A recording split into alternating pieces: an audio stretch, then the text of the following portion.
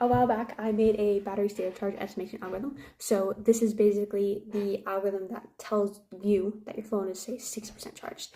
But the math behind it is actually really cool. So I wanted to explain a bit of how it works. So basically, this is kind of a machine learning model, and it uses a model that is like describes how the system behaves in addition to an external but unreliable measurement. So to get a bit more into the specifics, for this model of how it behaves, the way I like to think about it is like if I'm biking and I'm biking in a straight line at a constant speed, it's pretty easy to predict where I'll be after a given time period.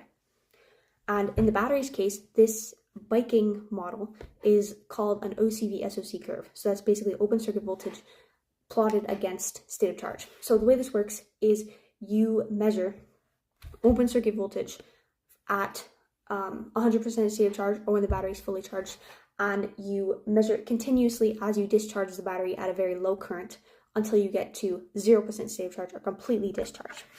And then that lets me, for every open circuit voltage value, determine what state of charge value it's at. So I'm saying open circuit voltage because this is not the same as terminal voltage. Terminal voltage is what you measure when the battery is actually being used, because when it's connected to a load, that load is going to draw some current and that's going to affect the voltage. The open circuit voltage is when the battery is not connected to a load. And if you just charge at a very low current, then you can approximate open circuit voltage enough to make this estimation accurate. So basically we have that model that is going to predict the open circuit voltage given the time step and how fast the battery is discharging, etc., etc., etc. But obviously that doesn't necessarily describe what's happening in the real world. Maybe like if this battery was in an EV, maybe you push down on the gas pedal and the EV has to drive faster. Then obviously that prediction that was based on some linear model is not going to be correct. So we also use an external measurement. Now this measurement is unreliable because we can only measure terminal voltage. We can't measure open circuit voltage. So we basically have to use the internal resistances of the battery to approximate open circuit voltage. But measuring internal resistance is pretty hard and it changes a lot as the battery ages. So that's why this measurement is noisy. But basically we will then measure terminal voltage, use the internal resistances that we are roughly estimating to convert it to open circuit voltage, and then we will compare the open circuit voltage we measured to the open circuit voltage we predicted we should get.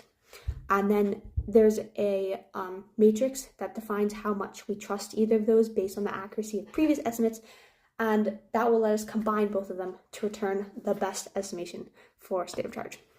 So I'm glossing over a lot of the math details here, but that's kind of the extent of Kalman filter at a high level. It makes a prediction and then updates that prediction based on the measurement to return the most accurate estimation for, in this case,